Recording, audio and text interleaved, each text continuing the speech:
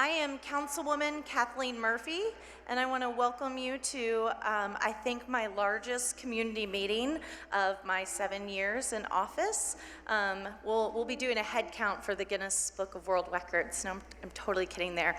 But thank you all for coming out tonight. I wanted to run through a few pieces of information before we really dive into what we're here tonight for of this rezoning proposal. I know that there have been, well, first, I think the development team may go over some of these logistics, but there are comment cards and there are handouts, and they'll go into more information about the email that you can send questions into if we can't get to that tonight. Feel free to fill out a comment card with comments or questions and turn them back into the staff. All of that will be shared with me as well. Please, if you didn't sign in, please make sure to sign in on your way out. That way we can make sure that you're either on my email list or their email list for upcoming meetings. I did put in my email announcement that we do have another community meeting coming up that we're really going to focus on transportation. I think that the transportation component of the area currently as is and with different proposed developments is a big enough of an issue that it needs its own meeting, and I've requested that the Department of Transportation, Nashville's Department of Transportation, be at that meeting. So tonight I know that they have some limited information or answers about transportation, but we're really going to try to save that conversation for the next meeting. On the website also, though, that they're giving out, they do have their traffic study on there, and so you can read that in advance. There's a few, last time when we met, I know it was not as big as this, but a few elephants in the room that I wanted to touch on as well. There have been some questions coming into me about the rezoning request at it was the O'Charlie's, it's now a Chewy's on White Bridge Road. So that whole strip center has applied for a rezoning. They have not taken my feedback into consideration to their plan, nor have they taken the planning department's feedback. So currently I haven't scheduled any community meetings on that because I don't plan on moving it forward until there's significant change on that project. So I know that there were a lot of concerns about that, but that project is currently off the table. I also wanted to acknowledge, and I've lost him in the room, but we do have one of the representatives here from Kroger's, because there were some questions last time about Kroger's and what their plans are.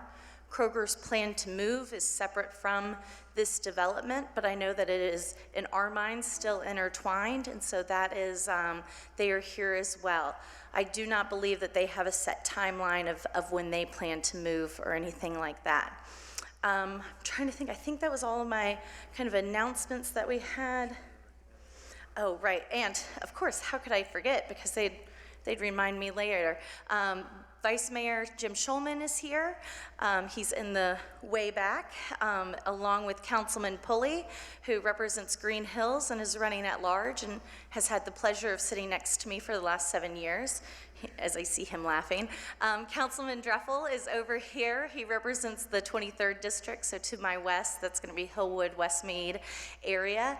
And I know Council Lady Berkeley Allen was at our last meeting. She's going to try to attend, as is Tom Cash, who represents the 18th District, Belmont-Hillsborough area. And then our state representatives, I've been inviting them to the meetings as well. They had another event tonight. That would be Representative Caleb Himmer, newly elected, Bob Freeman, and John Ray Clemens. So I've been in communication with our state leaders too, because this is a project that is fronted and side by state highways, state roads. While NDOT has some control over them, those are state roads. So with that, I'm gonna turn it over to the team to go over their plans, and then I'll, like most of my community meetings, I'll moderate the question and answer portion. So if y'all want to take it away.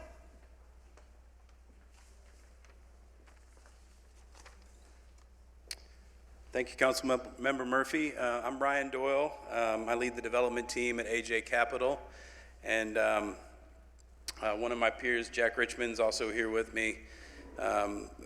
We are honored to be working on this project with this community. It's such an important site to West Nashville and beyond. But before digging into our vision for Belle Meade Plaza, I'd like to tell you briefly about us. We are headquartered here in Nashville in the Wedgwood-Houston neighborhood. And while you may know some of our local hotels along West End and the Gulch, we are focused on building a timeless portfolio of design-forward, sustainable, and community-based developments both across the country, but more importantly, here in our hometown of Nashville. We're motivated to pursue once-in-a-lifetime opportunities. Sometimes those are historic buildings, sometimes those are sites like this one that are important to the community that surround it.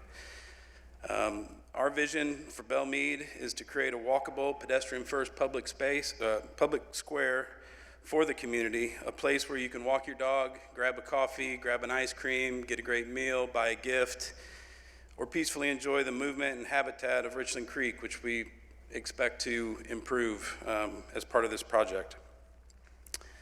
I'd also like to introduce, well, before I introduce the rest of our design team, just a few points on kind of the schedule between now and Planning Commission. We've already had our first community meeting, as Councilmember Murphy mentioned.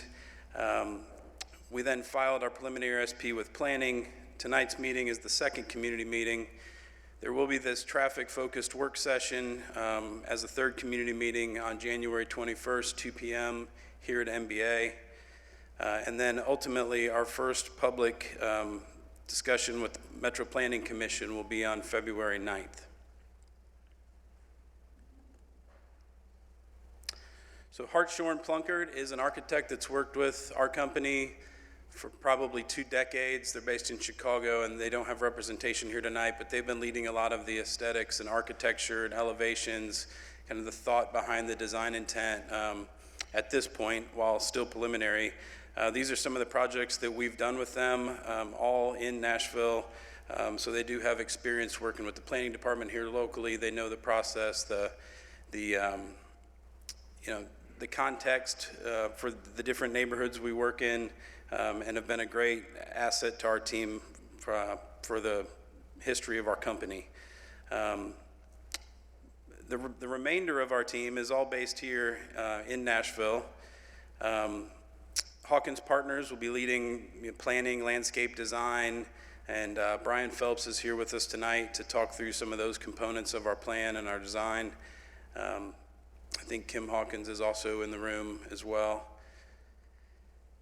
Barge Cawthon, a longstanding best-in-class civil engineer that's done many, many important developments around town and will be vital to all the work we need to do when it comes to daylighting this creek, working with FEMA, working with the Corps of Engineers, and really creating a best-in-class place for people, but also something that functions from a floodway and stormwater perspective. KCI is our traffic engineer. I believe they're the traffic engineer for every major project that's in with planning right now. So as Councilmember Murphy mentioned, we are a part of a more holistic study and look at traffic and think that this neighborhood deserves that. Our traffic study for our site specifically is posted on the website that we've created for this project. And so you can go dig into how NDOT actually scoped our site specifically, but I think it'll be important at that January 21st meeting to really talk about the holistic neighborhood and how this is all going to work in the long run. Don't have a slide, but I don't want to fail to mention our land use attorney, who's a great advisor to us, Erica Garrison with Bradley. She's also here and part of the team. And I guess last but not least, Hastings Architecture has been our design and planning consultant and will continue to act in both those functions, but also be one of the architects that works on this project in the long run as we get through approvals and design and permitting. I'm going to hand it over to William to walk us through where we're at right now from a design perspective and the SP submittal, and Brian Phelps will join in talking about some of the site planning as well. Great. Thank you, Ryan. My name is William Hastings, and I want to first start off by thanking Montgomery Bell Academy for allowing us to gather here tonight. This is very generous of them, and hopefully everyone found parking and made their way to the building. Sorry about the change in venue. You see now why we changed the room. The other room would have sat about half of us, so sorry about that if that was an inconvenience for anyone tonight. Thanks, Ryan, for the introduction. My name is William Hastings. I'm with Hastings Architecture Associates here in Nashville. I'm a neighbor. I've lived in this neighborhood in Sugar Tree since 1982. Currently still in Council Ladies District here, and I live about a mile from this building we're in tonight. I wanted to, and as Ryan Doyle mentioned, our role on this project is a little bit different than normal in that Jim Plunkard, who is a wonderful architect who I've gotten to know well recently from Chicago, is unable to be here tonight. So it's a little awkward in that I'm presenting a little bit of his work, but I'll try to do a good job with it. But I will say over the past couple of decades, you might expect developers, every few years, someone will call our office and say, we want to redevelop the Belle Meade Shopping Center, and somebody will have some big vision for it, and we'll spend a little time on it, and the landowner will consider selling it, and it's just dance that goes on, and it's never, of course, made it to this level, because those of you that have lived in the neighborhood longer than I know, this is the first time a project has made it to this, I think, to this level of planning. And we had the opportunity to work on the Thompson Hotel with AJ Capital and hold them in very high regard. And what they've done with Soho House and other things in Wedgwood, Houston are pretty spectacular. Just jealous we didn't get to do all of that for you. But we're going to talk about this site and in a way that just is as completely as transparent as it can be, because I think about half the people in the room are people I've known for 40 years, maybe 50 years, about half these tables. And so we want to make sure you get, if we can answer your question, we're going to answer it. If we can't, we're not going to make up something. We're going to let somebody else answer it. The traffic issue, I know, is a big issue. I've talked to a lot of people before the meeting, and I will tell you, I am no traffic engineer. I'm not going to pretend to be.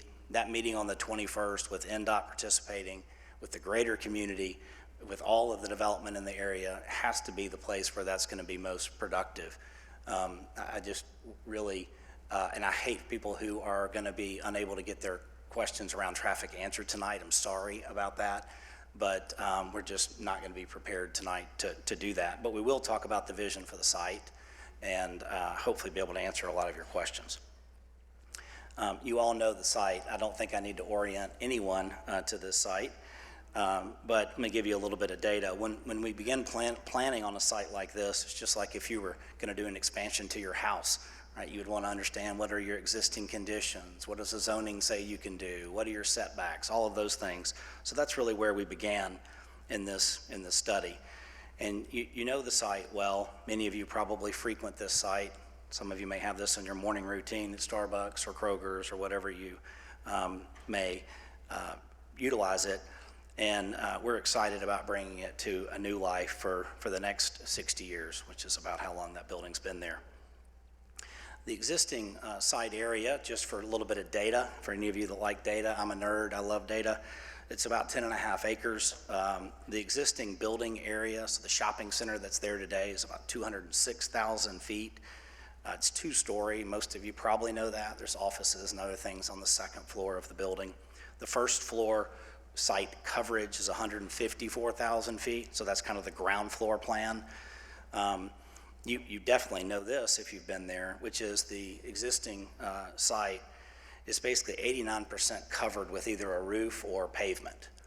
And what that means in its adjacency to the creek and streams is it was all built at a time where it doesn't comply with any of current metro water regulations. So basically anything that drops from your car lands on the asphalt today, it rains, all of that sheet drains into our streams.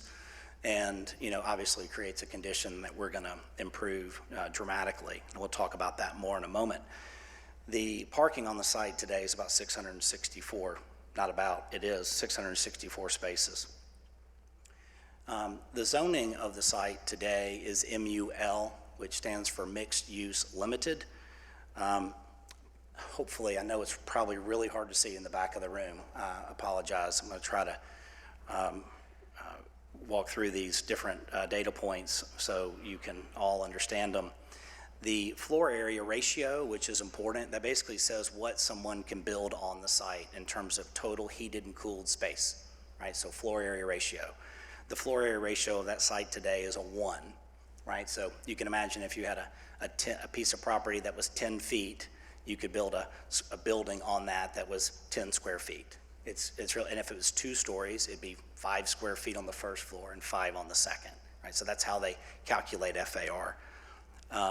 And so we could build about 460,000. Remember, I told you today there's about 206 on the site. Permitted land uses, it's a mixed-use district which allows commercial, office, residential, hotel, the retail, food and beverage. All the uses that are there today would be permitted uses in the future. The uses that we're proposing are also uses that would be permitted today. The front setback, which is the building proximity that can be built to Harding, is 10 feet. The city will require the developer, when they redevelop this site, to bring the frontage along Harding up to current compliance. So today there's almost no sidewalks along Harding. If you live across the street, the meeting we had on the 21st, we heard from several of those residents about how bad the pedestrian access is basically from the southwest across the street. And the city will require us to do that, and we certainly are excited about those improvements for the frontage along Harding. The rear setback, which is off the rear property line, is 20 feet, and there is no side setback. The other thing that we look at when we work on a site like this and begin land planning is we think about what the policy is. And the policy, I think, was last updated. See Doug Sloan in the back, he may remember this. 2017, I think, Nashville was the last time the policy was updated in this neighborhood. Some of you may have participated in that process. This particular site's policy, you see in the kind of brown color clustered around the intersection, is T5RG, which encourages developments of intense mixed-use areas to serve the region residents in the area that are less densely populated. I'm going to walk through a few things on the site that you may or may not be familiar with, but they're important because we plan on improving them dramatically, so I want to make sure to highlight them. One is the areas that you can see the stream, obviously, where Richland Creek and Sugar Tree Creek come together. You probably know this, but they come together under the Kroger. You would never be able to build that Kroger today, thankfully. Our city doesn't allow that. Some of us, me included, have been under that many times, even as kids. When we lived in Sugar Tree, we used to navigate that creek, and that's where we stopped and met. But the Kroger's built over that creek, which of course wouldn't be allowed, and our plan is to celebrate the stream and the habitat in a much different way. The L-shaped building that you see is also a space that I want to show you. This is underneath the Kroger. Has anyone been under this before? Show of hands. I bet there's some people. Yeah, okay. That's good, real good. I'm not going to ask what you were doing under there. Okay, so but our plan is, and I'll let Brian Phelps, our uber talented landscape architect, talk about it in a minute, but the idea is to surgically remove a large portion of that and to daylight the stream, but also to keep some of the remnants and not disturb where the structure. I wanted to show you these columns because those columns live in the creek, and to some degree we think these remnants and relics might be really interesting. We'll show you that in a little while. The next slide is important too. This is the parking garage. I'm not sure anybody's been under this part of it. I'd be surprised if you have been. Michael Hayes has been. Okay, there we go. I definitely know what he was doing. Okay, so this is the parking structure, which is built over the creek, and would be obviously something that our plan is to remove all of this and basically bring light, air, and life back to our stream and activate that in a way that all of you get to experience it. And it is a beautiful stream. We all know how beautiful Richland Creek is and Sugar Tree Creek in areas, so our goal will be to celebrate that. So I'm going to talk about the plan. I'm going to try to not go too fast, go slow enough everybody can follow exactly where we are. I'm going to orient you. I think everyone's probably oriented. Obviously, the right side is White Bridge Road. At the bottom of the screen is Harding Pike, Creek, and the rail, CSX rails along the back of the site.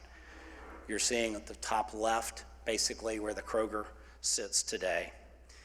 And our plan is to build really a place where we all want to go, and certainly a place that would be great for the residents that live there, but also the residents that live in the neighborhood, which is all of us.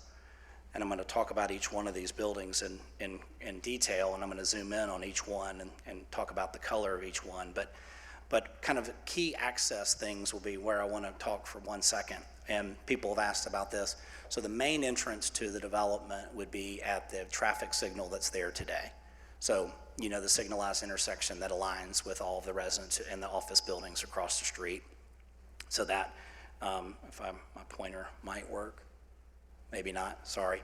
But that's in the middle of the screen in the bottom. That's the traffic signal. That signal would be improved. The pedestrian crossings there would be significantly improved. Sidewalks would line all of our frontage from east to west along Harding, which are not there today. Street trees, but you know, it would be a lively upscale frontage, where today it's basically cars and some dying shrubs, I think, some days. There is a right-in, right-out that exists today. If you imagine if you're coming over White Bridge Road and you take a right on Harding Pike, there's that slip-in kind of right-in that's really weird, but you can't exit there and you get stuck in the lot. I'm sure that's happened to somebody. We're proposing to get rid of that completely, so that you would just have the signalized intersection would be the first curb cut on Harding. Then down closer to where you enter into the Kroger today, you see at the far left here, we would be proposing a right-in, right-out only that would enter to the garage that's underneath the building. One thing you do not see in this plan is parking garages. The parking garages would be completely subterranean. So the idea is that the only cars that would be on the site would be a little bit of convenient parking along the retail, so you can pull in, grab dinner, and not have to go to a garage to do it, grab coffee in the morning without having to be in the garage. Really convenient retail, be convenient for those with disabilities and other things to be able to park and get in quite easily. But for the most part, we are going to put the cars in a level of parking underneath. The site slopes off, as you know, from Harding back to the back. The slope works very well for being able to integrate in parking. So basically, what you see here, the vast majority of everything from the far left with the blue building to White Bridge Road would have parking underneath it. Today, that intersection into Kroger has no restrictions, and it is a dangerous left turn in coming from Belle Meade. As you know, if you've made that, there's been accidents there. There was a tragic accident years ago. One of the faculty at Montgomery Bell Academy passed away at a wreck in that location. So it's going to be a right-in, right-out. We'll talk just a little bit more, but the small buildings that you see in the bottom right, those are really what I think of as neighborhood, village retail. It's about 50,000 feet. Remember, today is 200,000 feet on the site. 150 is mostly retail. So it's about a third of the total retail that would be there today in this little village. And the idea being that that village would be completely walkable, be outdoor dining, great places to gather. You're seeing kind of this oval in the middle being an opportunity of kind of a town square, a place to gather and meet. And then that connects to the to the north and ultimately along the creek walk that would be viewing over Richland Creek, that basically progresses all the way from White Bridge Road to this overlook park that I'll let Brian Phelps speak about in just a moment. So I'm going to talk just a little bit about the uses of each one of these buildings. So the buildings in blue are for sale condominiums. 90 is the proposed plan right now, so we can have residents who can downsize or move to this neighborhood and live there and own a home. There's two buildings. Those are connected at the ground floor, so it looks like a U shape, but the middle of that's only at the lowest level. I'll show you that in a rendering. The two purple buildings at the top are intended to be residential, so those would be for rent buildings. The building on the far right, closest to White Bridge Road, would have 90 hotel keys in it, kind of what I'm calling a neighborhood hotel. If those of you have guests and others in town, it's hard to find some place to stay besides downtown or midtown or Gulch. We have a couple of nice hotels in Green Hills, but not many. And having, we think, a small hotel in this location, not a big convention hotel, not a big tourist driver hotel, but a neighborhood hotel would be a great amenity to support the retail and the broader community. So this building's the first one that I just mentioned. That's 90 units, it's 340,000 feet. The building height, it's two buildings, as I mentioned. The one on the left is 12 stories, the one on the right is 11 stories. And then there's a kind of an iconic element, which is just above where it says 12 stories, that you can see it kind of running across the site. That is two additional floors plus kind of a top hat on it, which I'll show you what the architect's thinking on that site, on that building in a moment. And then the building to the right is 11 stories. The two residential buildings and also the hotel that I just mentioned a moment ago are the two taller buildings closer to White Bridge Road. The one closest to White Bridge Road is proposed to be 15 stories. And for context, the Ingram office building on the corner, people ask about that often. That's 10 stories. The Woodmont Center is 9 stories, but it's elevated. It's up at a higher elevation. And we'll show you a section in a moment that compares these building heights to those building heights. So you can see exactly kind of what the datum line would be. So you can get a good sense of what the scale would be to form an opinion. And then you can see the ground floor. The footprint's a little larger on the bottom floor because that's where the ground floor retail restaurants would exist.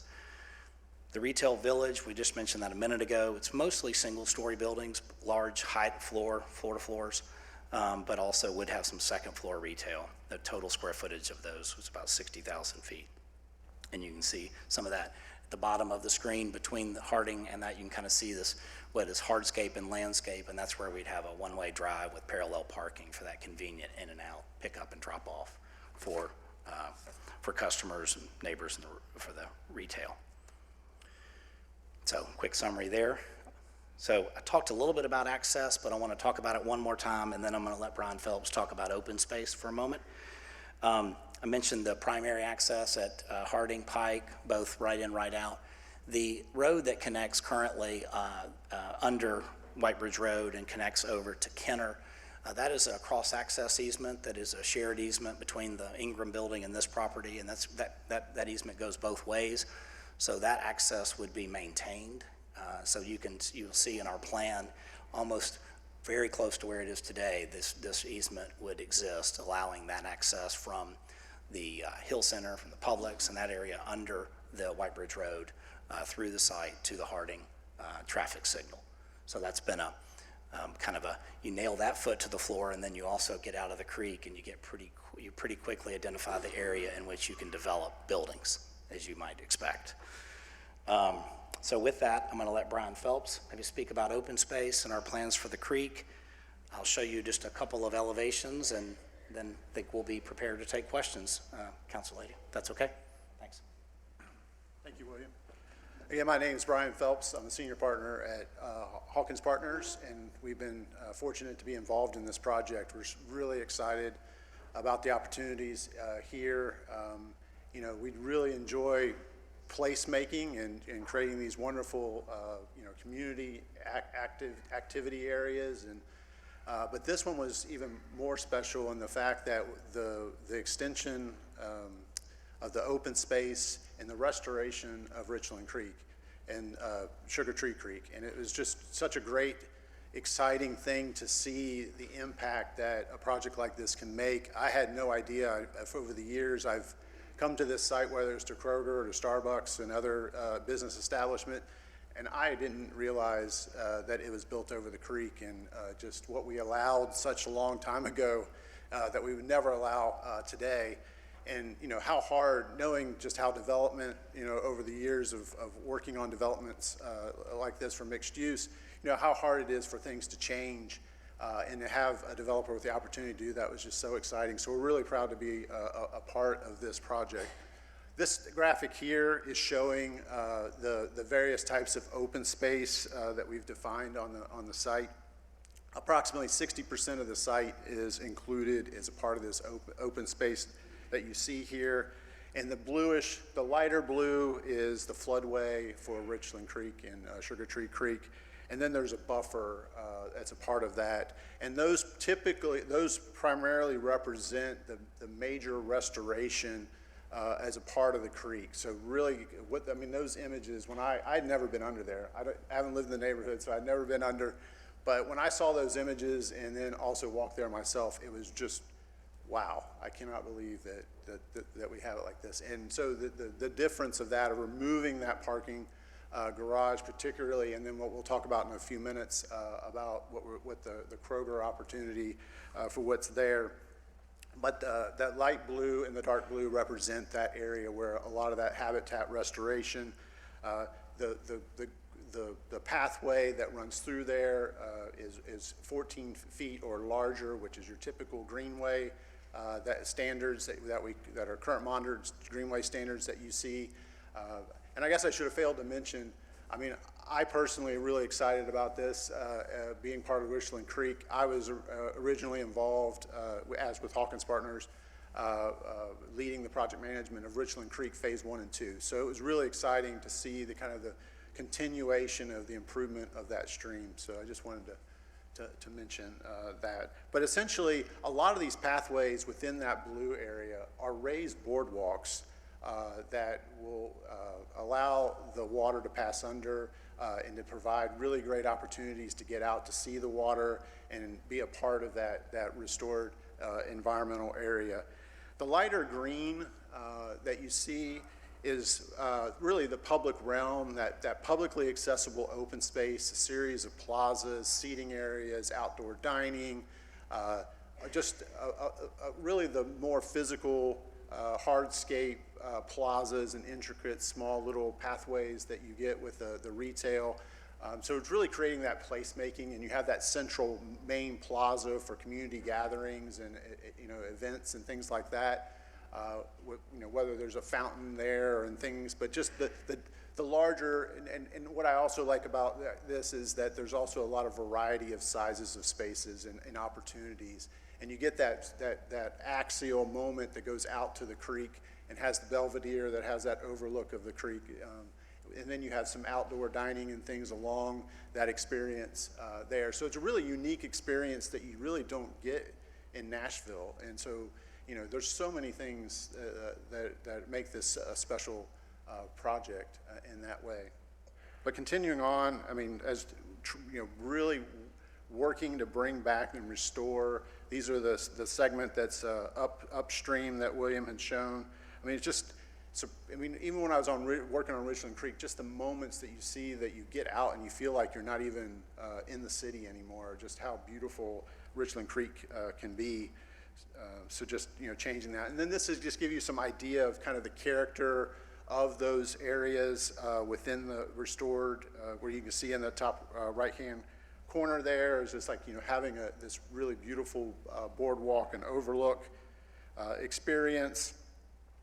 And then, as William talked about, that the part of the Kroger that's over the creek, we're looking at an opportunity to reuse that structure that's there and cutting pieces of it out to create moments where you can see down into the creek and then restore within that, and then provide a series of overlooks, bleacher seating, table, outdoor dining.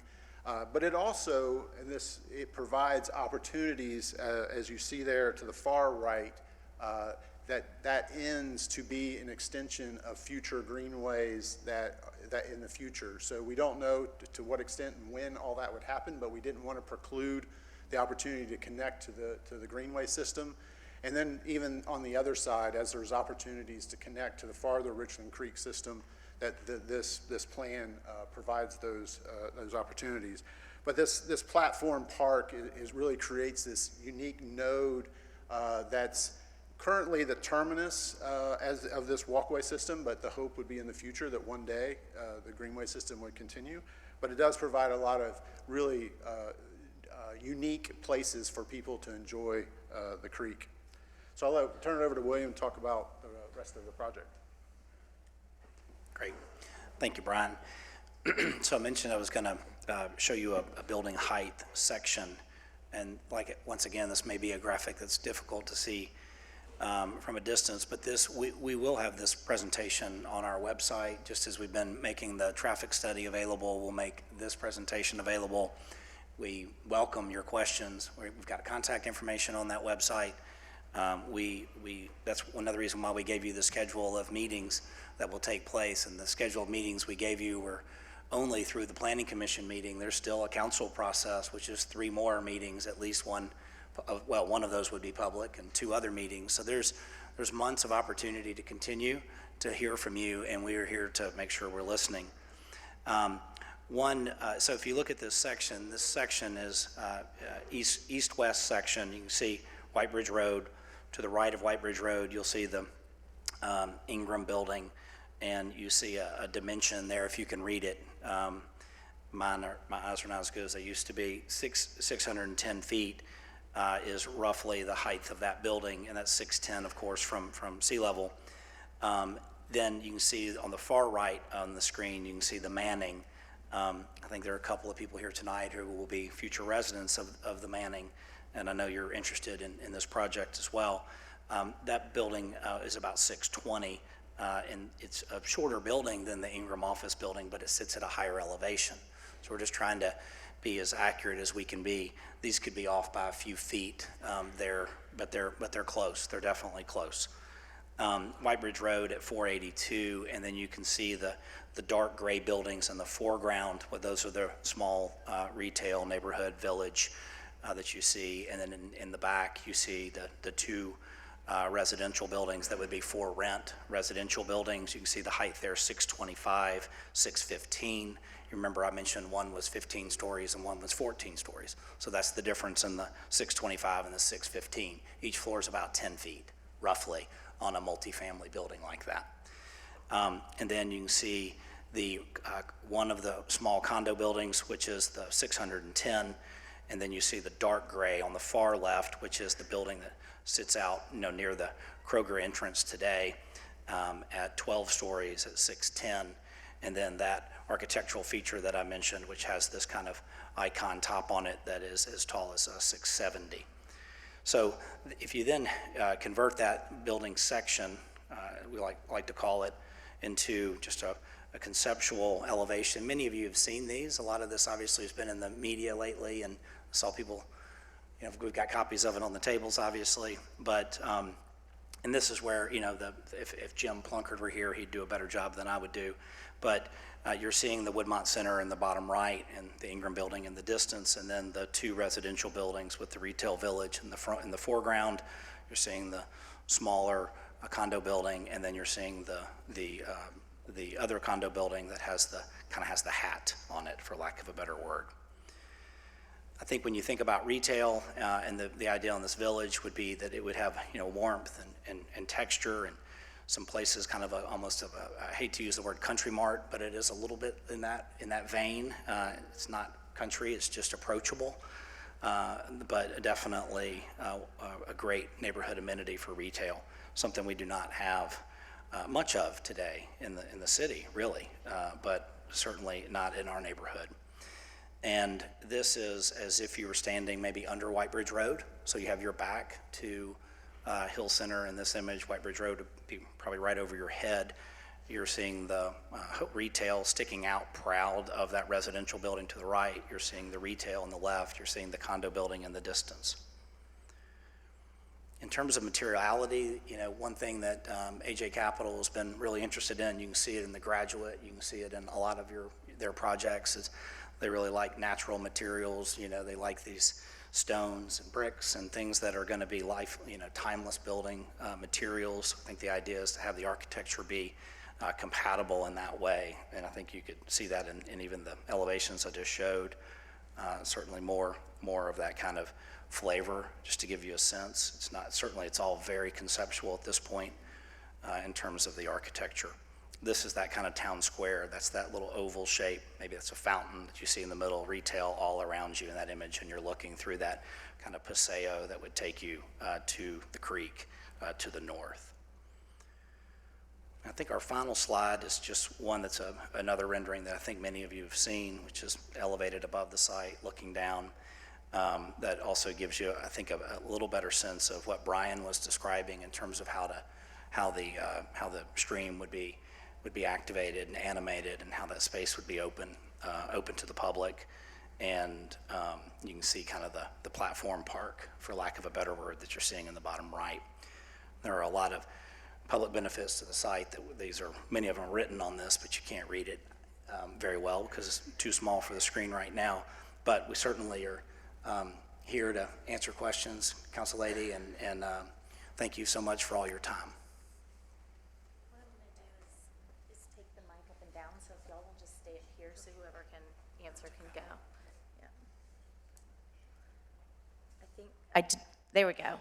A slight delay. So what I'm going to do for questions is just kind of work my way down the aisle and then back up and kind of crisscross some to try to get everyone's question. That way we can get it on the mic for the team to answer up here.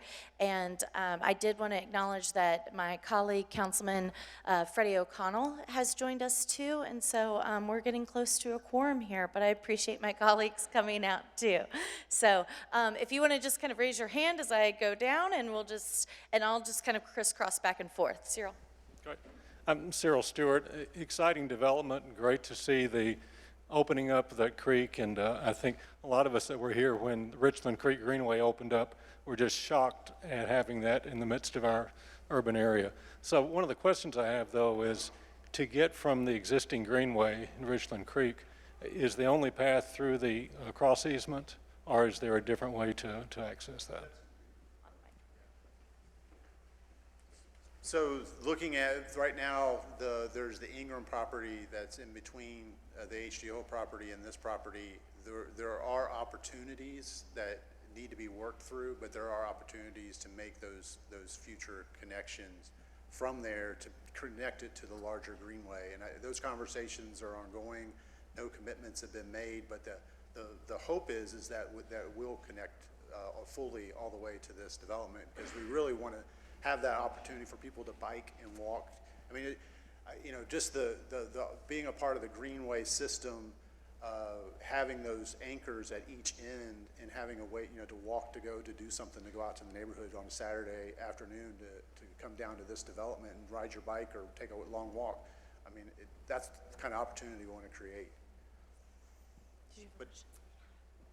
Thank you so much. Natalie Clements, just a neighbor here on Clearview Drive.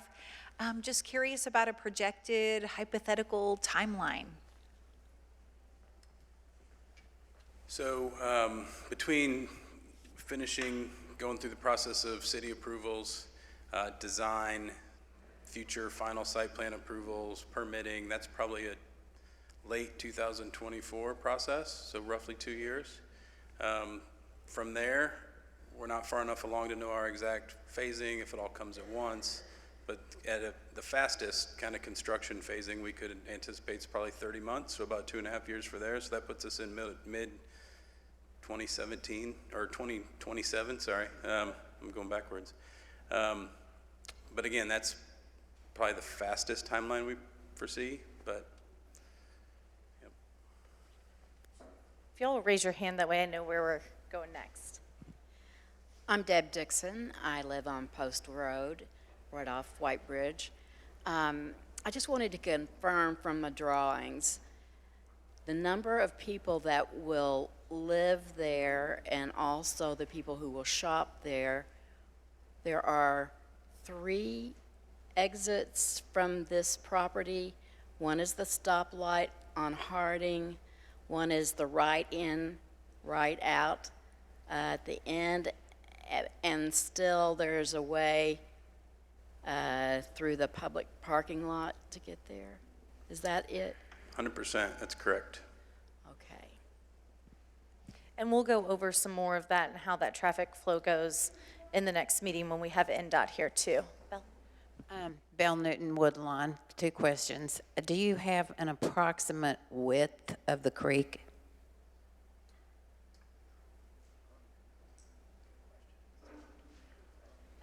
That's probably something they have, they don't have tonight, that's what I was gonna say.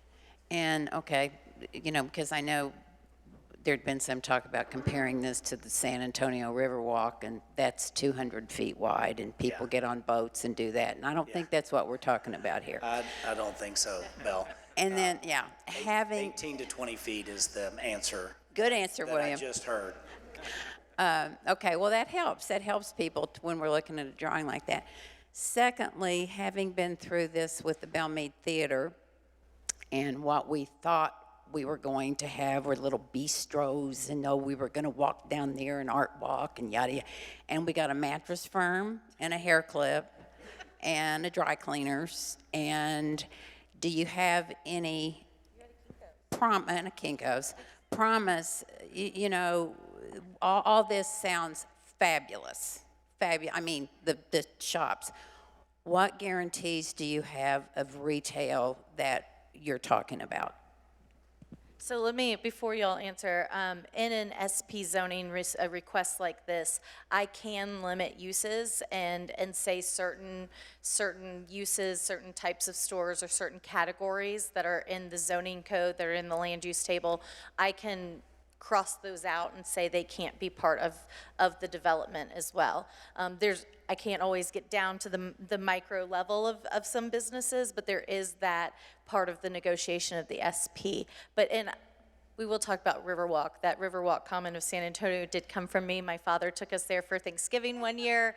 The Druffels probably know that I convinced my mother that they ran turkeys down the Riverwalk as well. And so that comment is, we do not plan on gondolas here either. So if the team does want to answer uses and stores. Sure, so we're really early in this process. We haven't talked to any of the existing tenants. We haven't started prospective leasing on potential new tenants coming. But I mean, I will say, you can look at the tenants in our portfolio across the country. They're all high quality yet still approachable. We think about the neighborhood first and what's missing and what can be valuable to the neighborhood and create for that community that we're working in. And I would also add I know Brian and William talked a lot about the open space, but to me, it's as important to have great retail, food and beverage connecting with open space, so it's active.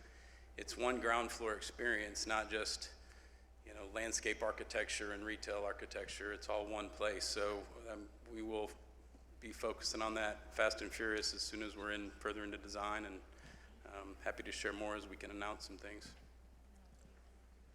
My name is Archie Potts. I live at 222 Lauderdale Road, right across from the campus. Would you put on the screen again showing the heights of the buildings? I'm a question about the building at the corner of White Bridge Road in Harding being 400 feet high. Thank you. Bunny, excuse me. Thank you. Bunny Porter Shirley, I live on Lynbrook Road. I know this is probably a traffic question, but I know in past traffic planning, they had talked about overpasses. The construction you're considering, is that going to eventually preclude us from interesting, creative ways to alleviate some of the traffic issues at White Bridge Road? Bunny, for clarity, are you talking about White Bridge going over, or? Kenner.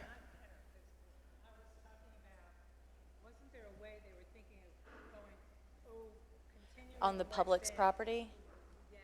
Yes, so there used to be a connector. A lot of you have referred to it over the years as a flyover from the public center, that property and development, over to White Bridge Road. That was in the capital improvements budget, and Mayor John Cooper and I did take that out of the capital improvements budget. I think that was 2016, and so currently that is not on the table. What I'm getting at is that whatever they're building isn't going to preclude us from the infrastructure to build whatever we need. You're taking parking underground, so we won't be able to go below like the tunnels under the Hudson River or whatever, or fly over it to get, say, to Bellevue. If we had some way we wanted to go from downtown all the way out to Bellevue, that's all I'm worried about, is thinking future. I think that would be a question for our next meeting with NDOT there, because they would have some of those more long-term planning. Let me get over here real quick. Paula Van Slyke, Hampton Avenue. You said we have 664 current parking spaces, and you're estimating now 630. You're going to build 50,000 square feet of retail, and so how many parking spaces are going to be available in the retail area, not including the parking garage?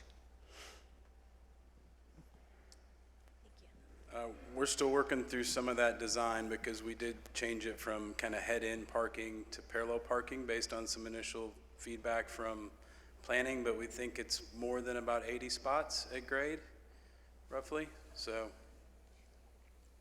Did you have a question? Do they anticipate any off-site improvements? So have y'all gone through off-site improvements yet? Have you gotten that back from NDOT? We have not gotten any feedback yet from NDOT. We have submitted the traffic study that we've completed, but And what about sewer capacity? Have y'all gotten to that point yet? Okay, so part of every new development, rezoning, or a new building, they have to go through a sewer and water capacity, and the water department will determine how much they have to pay into that. There is some question about like impact fees. Other counties do have impact fees and a lot more of an ability to require off-site improvements. We are not able to do that here in Davidson County because we are limited by the state legislature opting to not allow us to do that. So write to your state legislator on that. Councilwoman, just one clarification on the retail parking question. That's just the above grade on that retail loop that you see going around the retail village. Yeah, there's also parking subgrade that obviously makes more available for. Hi, this is a question, I'm Emily Evans. This is a question for, I think for you, William, or maybe you want to grab Erica on this. The platform park that was on the last slide in the lower right-hand corner, does that platform park, is that designed to preserve your building rights in the floodway for future use? Because, you know, once you take it out of the floodway, you can't go back. At least that's the way that I think the law is written. Is that, I mean, it's an odd concept to start, and I think it only makes sense if you're trying to preserve future rights there. But do you have other ideas? Yeah, we absolutely would not be doing it for that reason. This project will ultimately go through the stormwater process with the city of Nashville. We're going to have an overall strategy for the entire development. I feel certain that there would be no vertical construction allowed on that platform in the future. And that's something we'd be more than comfortable committing to in an SP. Yeah, I was going to say, I'm going to, yes. And I will also be checking with legal on how to draft language where that will not be allowed. So that would not be a retained development right in the future. This is kind of related. So in 2010, that upper left corner was pretty much underwater completely. So what would keep those underground parking garages from flooding? Heaven forbid we have another flood like 2010. And if they do prevent that, how's that going to impact people downstream if they say they build a wall or a dike there? Thank you. My name is John Gorham with Barge Coffin Civil Engineers. To speak to the first question about downstream, so there's an analysis that the project will have to do to make sure that there's no fill or volume taken from the floodplain. And as far as the elevation of the parking garage, that's something we're still studying. We're working on the site to see how far we can get the floors up. And that's Could you get in the mic a little bit more? It's a little, thank you. Did you catch the first part about the volume of the floodway? Just start over. Okay. To answer the question about the downstream flooding, there's an analysis that we'll have to do to make sure that no volume is added to the floodplain as part of this design. And then as far as the parking garages, they will have to be raised up along with the first floor of the buildings to make sure that that's not an issue. But that's something we're still studying. It's related to the heights of the building and the finished floor, but there's metro regulations that control that. Can you go back to how do you raise it up from underground? Could you explain that a little bit for us to understand? Yeah, so as the site heads east, obviously the site's getting higher, so as the building elevations and the FFEs get up as we move east, the parking garage raises too. So what we're studying right now still is trying to figure out to what extent the parking garage can run west. We don't want the parking garage too far below the 100-year floodplain. We don't want an issue where water can back up from the creek into the garage. So there's strategies with pumps, with flood walls and things like that that will protect the west end of the parking garage, but we believe that the east end of the parking garage will be raised up because it's going to be relative to the higher finished floor elevations. I think it would be great for the development team to make a note that at our traffic meeting, if y'all can have some images to explain that for us. We're currently working on some cross sections to kind of cut through those parking garages relative to the creek, so those are things that are going to be on the website to help understand that. Let me get you on the other side. Do we have any over here? Ooh, I'll just back up. Hi, my name is Kate Parrish. I'm on West Lawn, right where it turns into Cherokee. I'm a native Nashvilleian and a native West Nashvilleian, and I love the idea of doing things to conserve and enhance the greenway here, to open up more green spaces to protect the creek. I am curious, though, about the design of this from a retail and residential standpoint. You guys have mentioned the Graduate, the Thompson, Soho House. Having spent many years living in New York, I could have gone to those places there. I live in West Nashville because I don't want to have those places in my community or things that feel like them. If I wanted to live further down West End or in downtown or in the Gulch, that is where I would have chosen to buy property. However, I specifically picked Sylvan Park and Cherokee Park for its access to the greenways, for its walkability. I'm in the Belle Meade Plaza at least 4 to 5 days a week. It's where I get coffee. It's where I fill my prescriptions. It's where I work out. It's where I meet with people to hang out. I'm not convinced that this is actually representative of what this community and the surrounding communities want. It does not represent West Nashville. Do you want to ask about traffic? Can y'all address traffic just a little bit? Because on the flyer, it does say significant reduction in traffic compared to current site uses. And I know that as I have said, we are doing traffic and transportation at our next meeting, but William, can you go ahead? I mean, since it's on the handout, let me put you on the spot. Yeah, I'm just going to make up something, Kathleen. Is that okay? No. The traffic study that's been, KCI, needs to speak to the topic of traffic. I mean, having gone through the neighborhood process here with Montgomery Bell Academy and meeting with a lot of neighbors nearby, there's a lot of complexity in understanding traffic study, and there's a lot of development that's being planned in this neighborhood, as you know, which is why it's about mobility and it's about the entire area, transportation, not necessarily just traffic.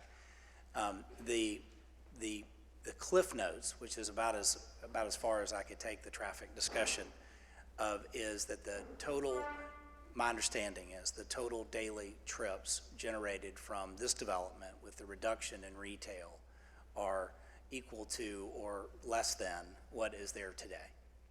And that's the cliff notes. There are certainly times of day where I'm sure those numbers are going to vary, but that is the cliff notes that will be, I'm sure, a big part of the January 21st meeting. And as I see a lot of head shakings and questioning that statement, that is why I wanted NDOT, so they can verify some of the statements that are made. Right. So, keeping moving. Hi, I'm Marguerite Orndorff, and I live in the Hillwood neighborhood just off of Post Road. And a lot of the images that have been provided are really only from the Harding Road and White Bridge Road perspective. But on the other side of the property is a residential neighborhood. And I'm hoping that there can be some images provided at some point about looking towards the buildings from the backside, so to speak. how those elevations are going to look from a neighborhood that right now doesn't see towering buildings, but you know, right behind where the Kroger is, there are a lot of homes right there that enjoy the privacy of the green space, and so would like to see if you're able to provide images from the backside looking towards Harding Road for the residents that live in the Hillwood neighborhood. Thank you. Yeah, Marguerite, that's a request. We're working on that. That is critical, and we absolutely will be able to provide that and intend to do that. If you just raise your hand for questions back here. Hi, I'm Cindy Slaughter, and I had a question about public transportation, so I don't know if that's this meeting or the next. Okay. But they can, I mean, so they will have to do, and y'all could speak to this a little bit, you typically in a development like this, they have to upgrade the WeGo stations, formerly known as MTA, so bus stations, bus stops would be improved, and I didn't ask WeGo to come to the next meeting, but I'll ask them to be there. And then they also, this project or whatever project will have to dedicate easements for the road for future bus improvements, mass transit improvements, all of those types of things. That is mandatory of future developments by Metro. William, do you have follow-up? I was just going to say, if you wanted to ask the question, we could make a note of it, and that way we can make sure it is a topic that's addressed on the 21st. So even though we won't be able to answer it, if you'd like to ask it, please do. Okay. No, you're like, no, yes. I'll say hi too. Hi, I'm Annie and I live off of White Bridge, and I was just wondering, I know there's several private schools that have pickups at that parking lot, and if that's something that would be allowed to continue. I know that several on the development team have children that go to those camps and things, so I'm sure they have that worked out, right? Or is your application for Widgie Wagon getting denied?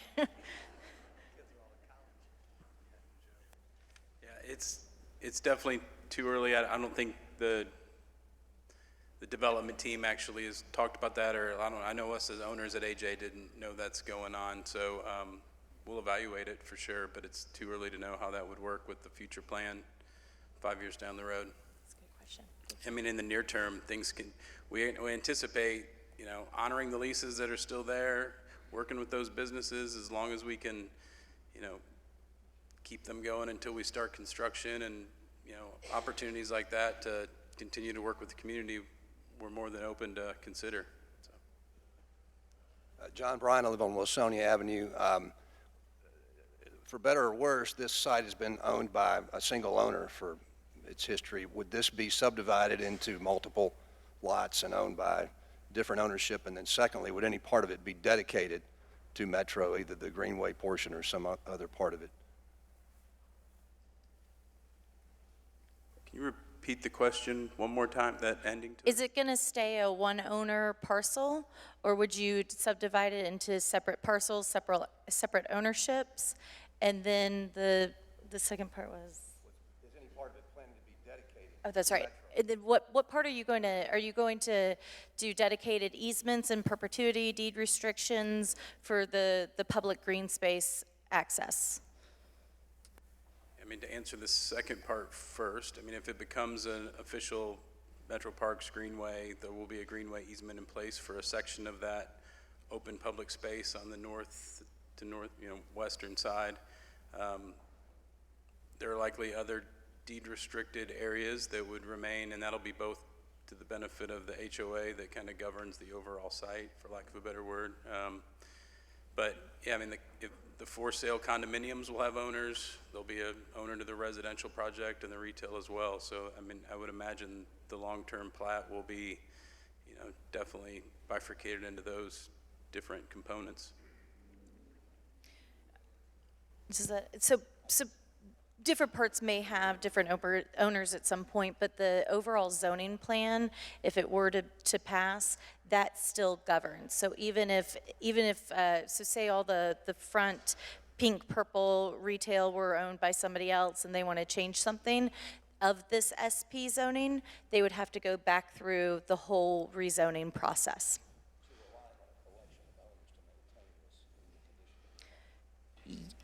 Correct, and some of that can be written into the zoning requirements. Jane?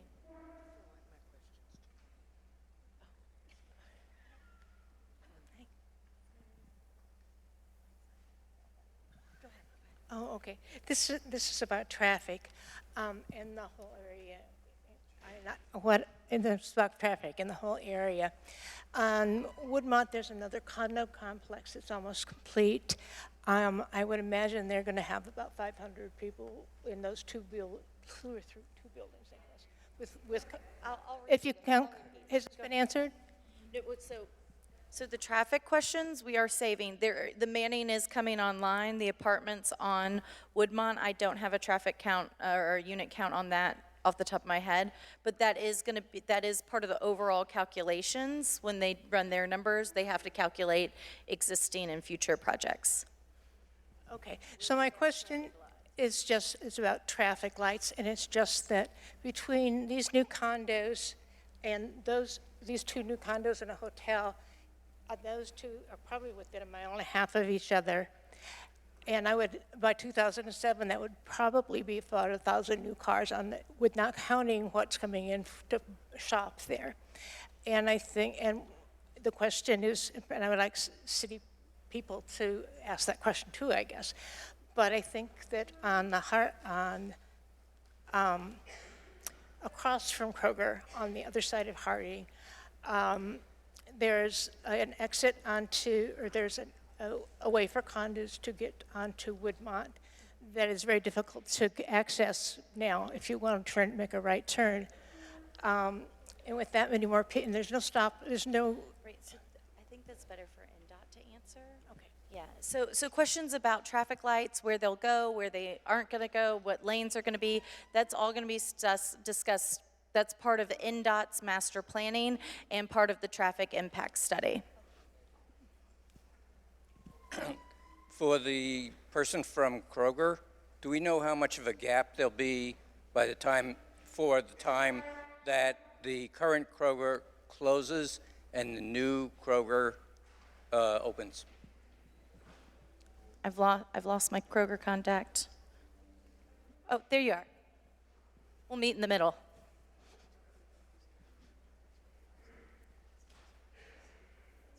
I don't have an answer for that. Timing still is to be determined. The timing is still to be determined. We don't have an answer on that yet. 2024. But we're working with the. Yeah, we're working with the existing owner and look forward to working with AJ Capital on trying to extend that to bridge the gap. So that was about the Kroger lease, and it is up until 2024, and they are currently slated to move to the old Teeter at the Belle Meade Movie Theater. Hi, Michelle Greer. I live on Georgetown.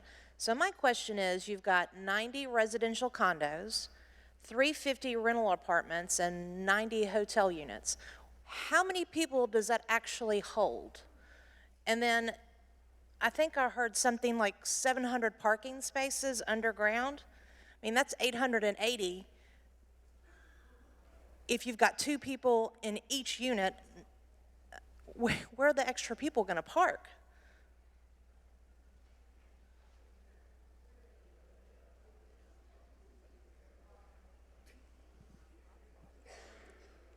So the parking, I don't even think we have a parking design that's far enough along that we've put it in this presentation, but there's a mix of answers to that question. One being shared parking analysis. The hotel we don't think has a large impact on the parking garage. We think it shares well with the retail parking. The residents, the for rent product probably has a different parking demand than the condo units, and so I think there'd be higher utilization of the parking garage from those 90 condo units, but again, that's part of the future shared parking analysis and traffic planning that we'll be doing over the next couple months. Right, but you still didn't answer the question, how many people can live in these units? So say you have a condo that's got 2 bedrooms, that can legally hold 4 people. So that's the number I'm looking for, is how many people. Yeah, we haven't calculated that. I mean, I think it'd be hard to. Have y'all calculated down, so you've calculated the overall unit count for each building, but it sounds like you have not calculated bedrooms per unit, is that correct? No, that's right. I mean, we're looking at an average unit size. It's a blended average size based on a unit mix of, 1, 2, 3 bedroom units. So. Okay, so I don't understand how you can do a traffic study if you don't, a real traffic study, if you don't have the body count that these places hold. I mean, traffic is horrible already. I don't see how you can make this better. It's baffling. My son goes to St. Henry. It literally almost takes an hour twice a week when we come into either Vanderbilt or Belmont for tennis practice. An hour, and this is at 3:30, 4 o'clock. This is not even rush hour. It's nuts. You have a question?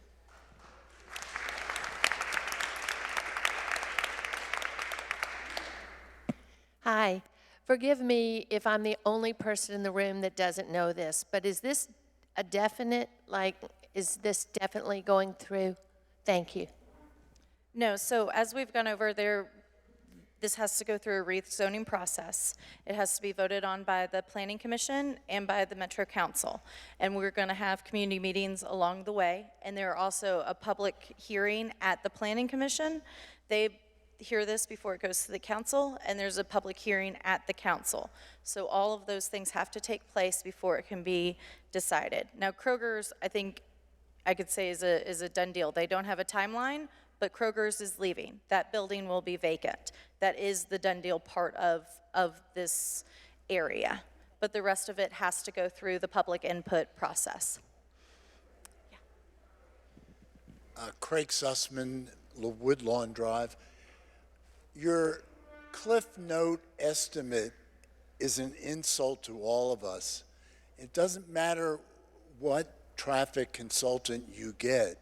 We all know here in this room that saying it's going to be less or the same is not realistic.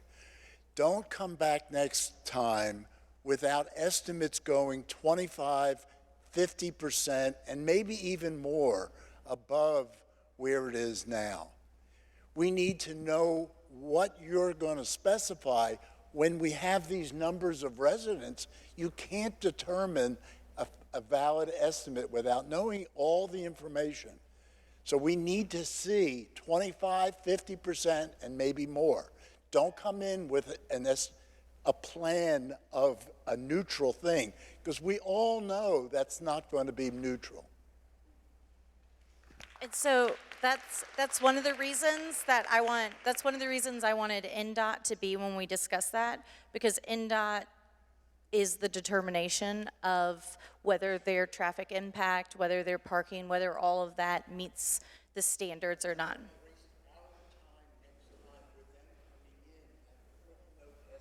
Right, and it's not a Cliff Note estimate, it's Cliff Notes tonight because we don't have the traffic engineer or NDOT tonight. And the traffic study is on the website too, so please feel free to review that as well. Susanna Scott Barnes, can you explain what you have by rights already in terms of height and number of floors that is different from what is being proposed? Can y'all go back to that that slide? So the difficult part about talking about heights is because the zoning, they have these estimates of square footage. And typically, if you think about it as a stacked layered cake or a wedding cake where the base is larger and it goes up in height. So typically what we planning and zoning has beat this into me over the last 7 years because I ask this question for every development. And then what they'll say is they can have this many square feet, they can go up this high. And so it's kind of a balance of, well, do they want 5 stories that are very wide? Do they want 10 stories that stack up? But William, can y'all touch on that a little bit more for this property? Yeah, Susanna, I think your question was within the MUL zoning, what kind of height could someone build on the site today? Is that correct? Yes. So this graphic is a little bit hard to understand, but I'll try to just walk through it quickly. So MUL doesn't have a height restriction on it.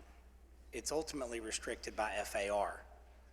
So the height restriction is based on it's something called sky plane. So if you think about driving up and down West End, you know, Rokeby, Crystal Terrace, Lowe's Vanderbilt Plaza, you know how those buildings are chamfered at the top, right? They slope back. I think I'm right about this. Those ultimately have to fit into this zoning, this kind of, let's just call it almost like a force field that goes around the site that determines how much you can build within an envelope. And so, and it's measured from the rear property line and the public right-of-way. And so you basically determine a building height at the street and at the rear, and then you have this control plane, this height control plane. So if you have a large site, as you might expect, if you built a building in the middle of the site, right, you could build a tall building, and then your limitation is only at the point that those converge, right, and you've maximized your FAR. So on this particular site, I don't think it would be something someone would build, because I think it would be a space needle. But if you take the measurement of sky plane off of the property lines and the public right-of-way, in the center of the site, you have a 345-foot tall something, but it's very slender. Do you see how it pyramids up, right? So it's very, very slender. But you can see as it steps down from the peak and steps down, you're seeing basically heights that are 345 feet to 270 feet to 195 to 128. And so if they're 10 feet per floor for residential or something like that, you know, 120 feet would be a 10 to 12 story building. 195 would be a 19-story building, things like that. So it's a complicated answer. I know it's a very good question. And then, but so it's both controlled by FAR by right and by sky plane by right. Does that help? Does that answer your question? It's super confusing. It drives me nuts.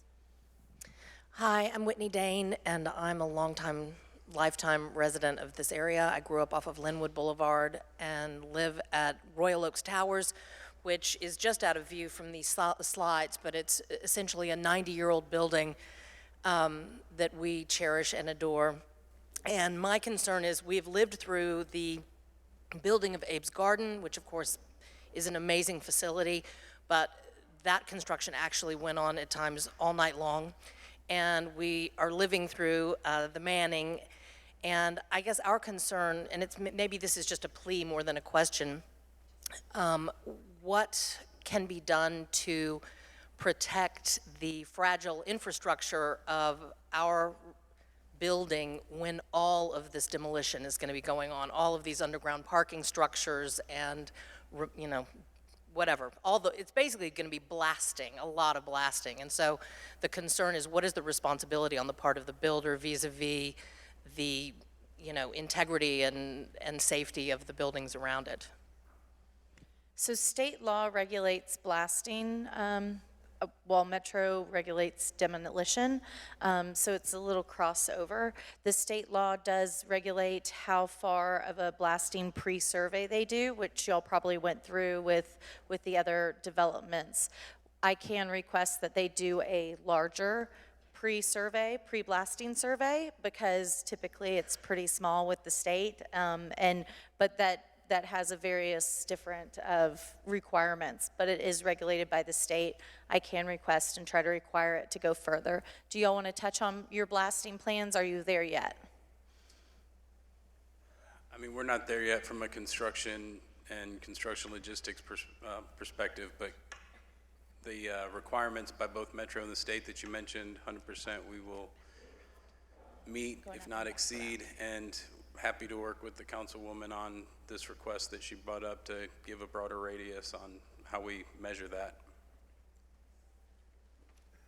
Hi, my name's Philip Head. I live on Belle Meade Boulevard, and I think the rezoning of Belle Meade Plaza is, the redevelopment, I should say, of Belle Meade Plaza would be a welcome addition. As a resident, I am a bit concerned about the density. So, Council Lady Murphy, I was wondering if you could instruct the development team or perhaps talk to us. I think for many people in this room, an SP zoning allows density and variances beyond what is allowed under the base zoning district.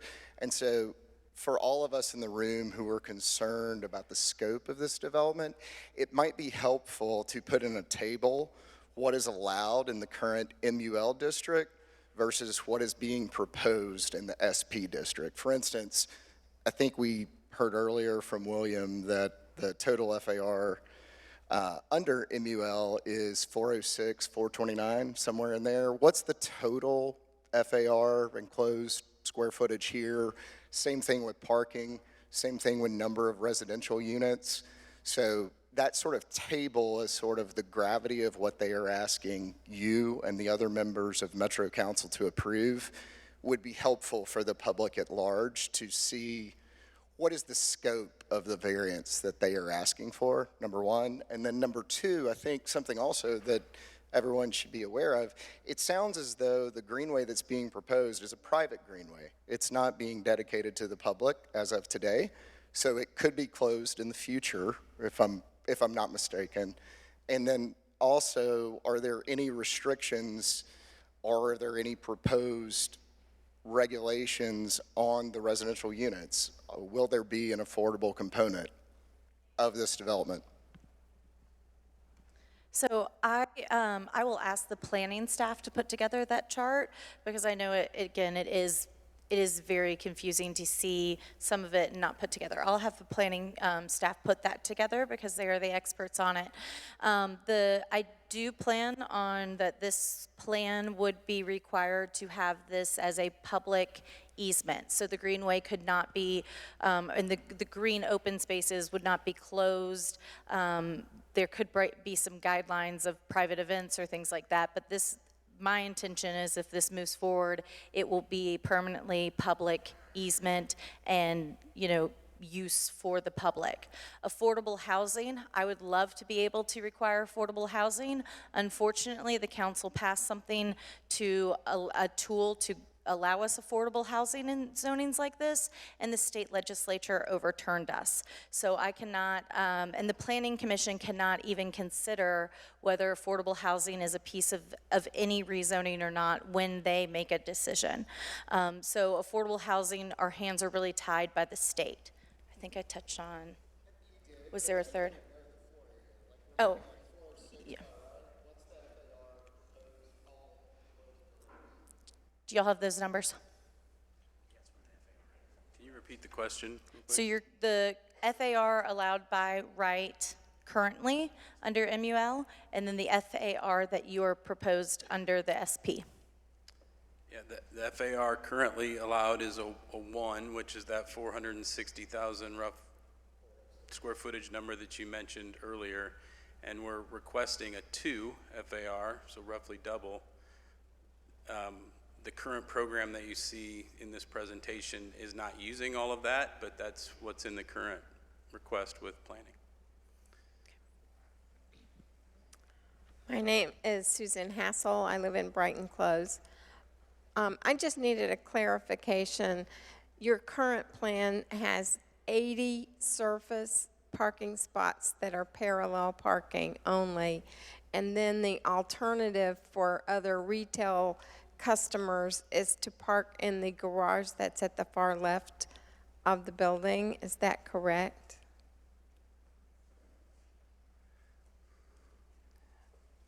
The access to that below-grade parking garage is multiple locations. I didn't do a good job explaining that, so let me do that real quickly. But also confirm, you said 80 parallel parking spaces for surface parking. Yes, that's right. I think that is what Brian stated a moment ago. The rest of the parking is below grade, and to kind of orient you how you would access that parking, If you look in the plan, imagine if you came off the traffic signal on Harding and you proceeded directly to the north, you see the 2 blue arrows. Those would access the parking garage that would enter underneath that building. That's one location. The right in, right out on Harding at the far end would enter into the garage as well.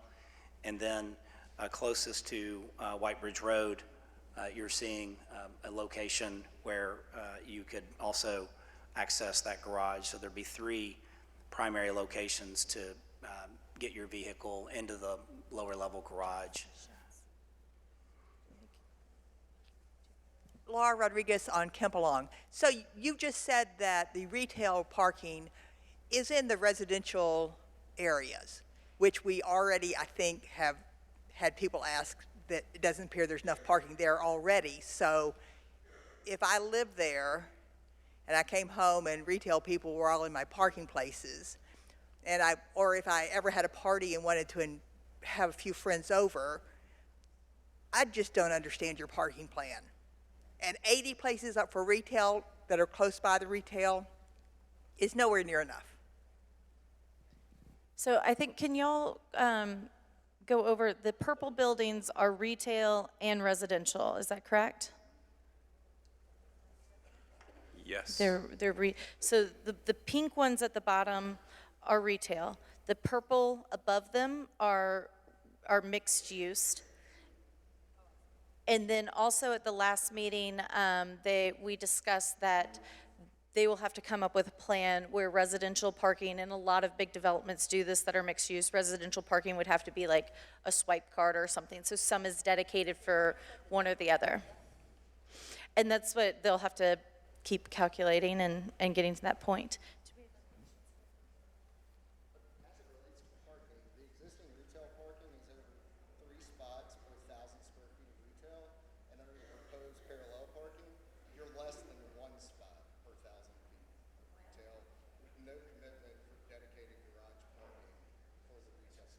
No, can y'all reiterate the commitment that you made at the last meeting regarding dedicated parking for residential and dedicated parking for retail?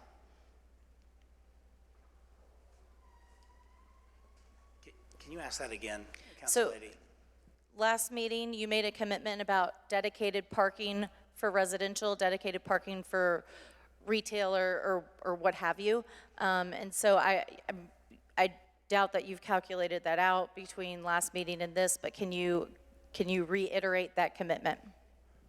Yeah, I mean, it's not just it's also market-based. We need to have enough parking to actually sell the condos, rent the apartments, and provide enough traffic for our retail to flourish. So there's a lot more analytics to do on how we get to those numbers from a number of parking spaces, but we definitely will have committed residential retail, probably at different ratios for the for sale product versus the rental, just based on utilization patterns, and we've got work to do there.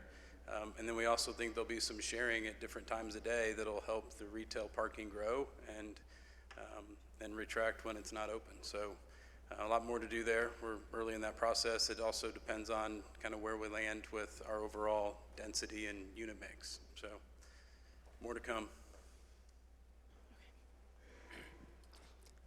Bill Sullivan, Chickering Road. Thank you all for your presentation tonight and respecting the community and letting us know where you are in the process. I did admire the artistic license of the last slide of your presentation that showed 9 automobiles on the roads. That must have been January 1st at about 5 a.m. probably. Besides the one question we had regarding the demolition, I had the pleasure of watching the Four Seasons Hotel go up across the street from me at my office at 222 2nd Avenue South. The excavation, once the demolition was completed, was lengthy. And when you consider the size of the project here, the excavation and removal of dirt alone to the parking facilities, a driven pile or a caisson foundation, I can imagine that's multiple thousand truckloads of dirt being carried away. My imagination goes that far. The number of dump trucks that are staged every morning to be hauling this stuff away. Diesel engine trucks that the engines are running constantly. They're there in a commercial area. They're there at 6:30, 7 a.m. in the morning. I'm not certain where they'd be here, but also where would they stage? What would be the duration of the demolition, the excavation? What road closures or lane closures would be part of this? These are all very real things that haven't even been addressed tonight. We're talking about what it's going to look like and the impact afterward. But it's an impressive project, but it's right in a very dense area. The noise and the diesel generators going constantly during the excavation and the early construction is bone rattling. And I think anyone who's attending meetings like this or part of your website presentation is an accurate description of the noise, the process, and the duration of demolition, excavation, and the initial construction above ground. Thank you for your time tonight.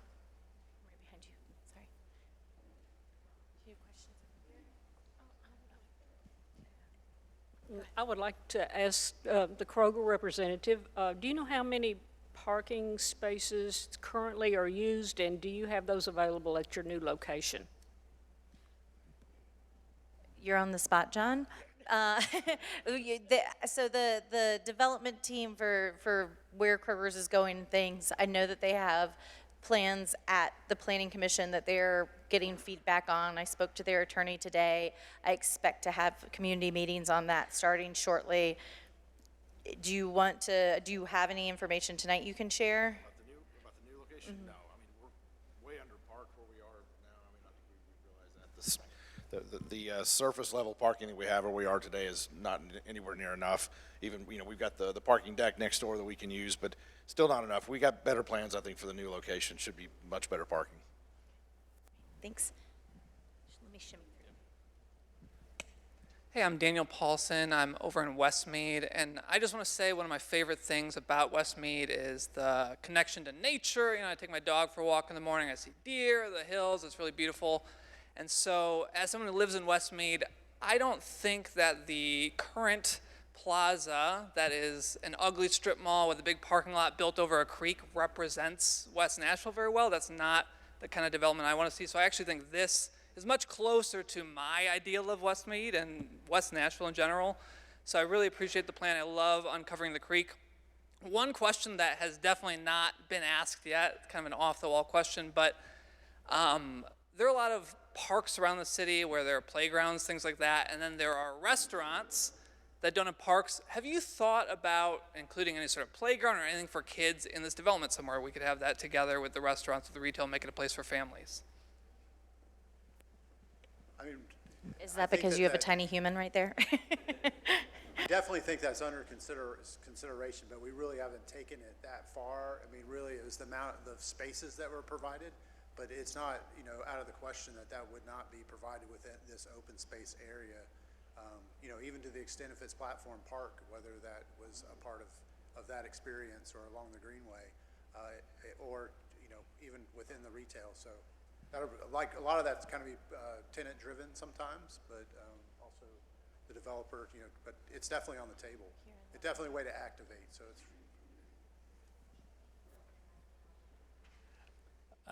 Good evening. I'm Ben Passano, and I just wanted to thank you for the presentation. I do have one kind of outline question that I'm surprised no one asked. What's the deal with the barn? That doesn't seem like it makes sense at all. But a word of caution from someone who until recently lived in Hillsborough Village. We had a similarly weirdly named residential hotel go up in Hillsborough Village. And I don't know if you all have been in the area recently, but what was a residential area in terms of, I would see friends from high school, middle school hanging out in the coffee shop is no longer there because you have a lot of people with rolling backpacks and the tourists are there. And the barn looks like the Grand Ole Opry. So could you address the barn? I think I had a similar reaction to the barn. Do y'all want to pull that back up and address it, or just take that out of your next slide deck? Why don't we take that under advisement? How about that? I think I called it the old Las Palmas on Charlotte. I got you. Let me go here. I did have one question, though. Also, thank you, and the previous speaker, thank you for your comments.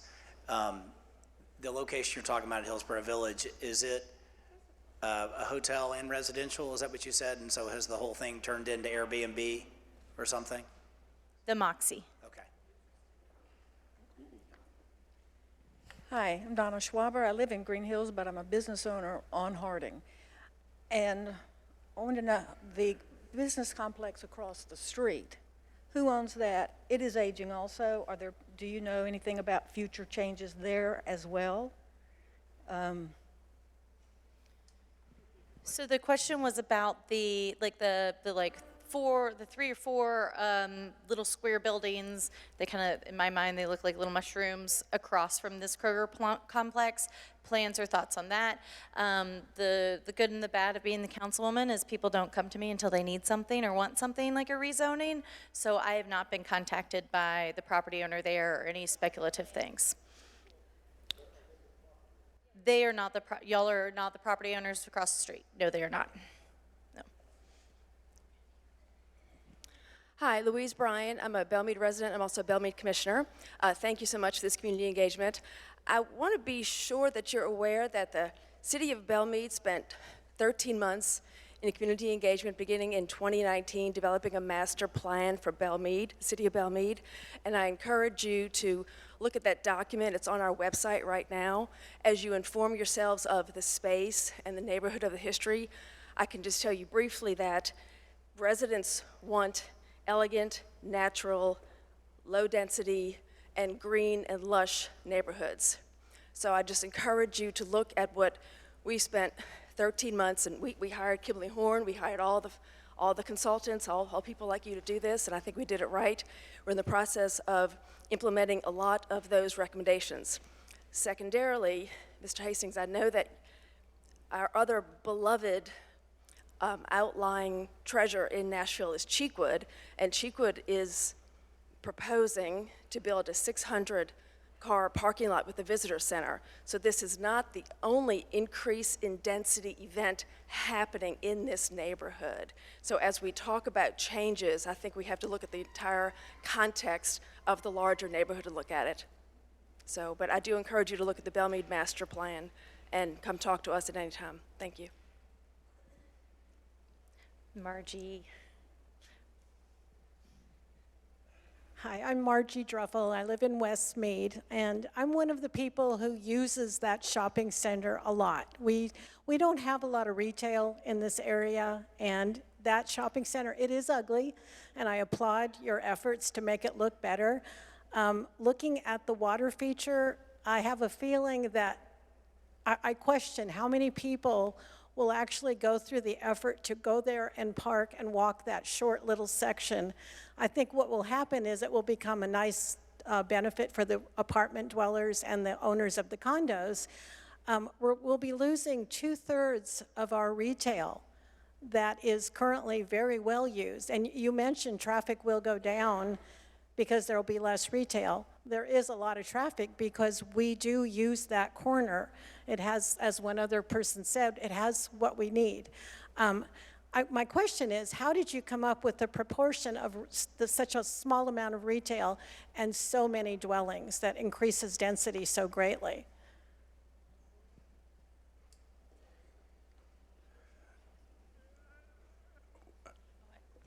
We clearly understand that it's an active retail center.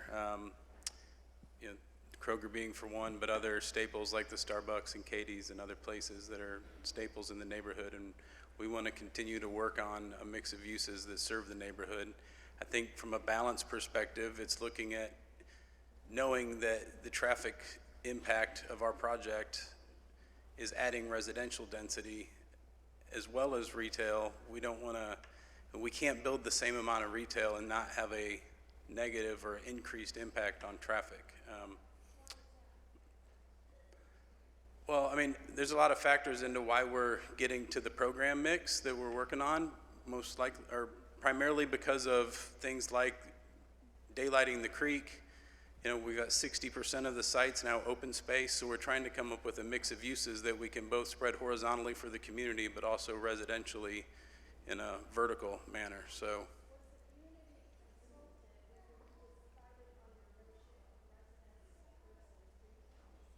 that's what these meetings are for. So, Margie, it's negotiable. sorry, I've got. It's negotiable.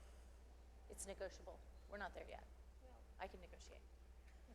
I think what the development team did not do and needs to do in the future is zoom out from here. Because Margie, you do have a good point that this does seem just kind of like a lost spur of a greenway. But this is just if you walked under White Bridge Road, and I don't know if y'all have it zoomed out any, that we could see this, walk under White Bridge Road, take White Bridge Road up to any of those trailheads for the Richland Creek Greenway that runs around the McCabe Community Center. That is one of our most used greenways. It's my favorite, my beloved greenway. And this would connect to that. And I don't, Amy, do you know how many miles the Richland Creek Greenway is? No, y'all's green, like the existing greenway. So the Richland Creek Greenway that goes around McCabe is between 3 and 4 miles, 4.4. So this would connect to that 4.4. Also, additionally, part of the St. Thomas SP that we do not know exactly what they're planning to build out of their SP, those entitlements that they've had for a while. They do have to do another kind of lap or loop of the greenway there, and they will have to build that plan. Those easements have to go over to Metro before they can use their building. So that will be even more green space. And so hopefully we could do a little connector map to show that this is not just a one-off park or segment. And so we'll need y'all to do also a comparison chart of existing retail, proposed retail, and some sort of mix there. I skipped. Mostly a question for you, actually, on this, because, and you talked about the St. Thomas plan.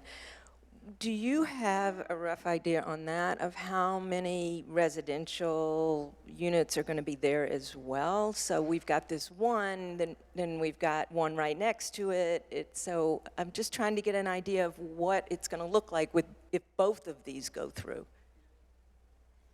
So while the St. Thomas SP has their, they have their entitlements, and like pretty much any SP that goes through, it's a range, it's a high end, it's a low end. They don't have to build out to all of their entitlements.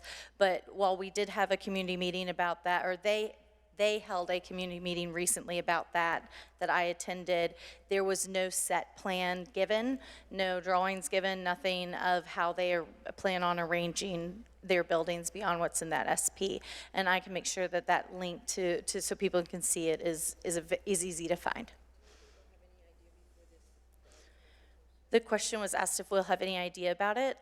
No, but the NDOT will require that the estimates and the entitlements that they have existing are part of the calculations for the traffic impact study that is being done along the corridor.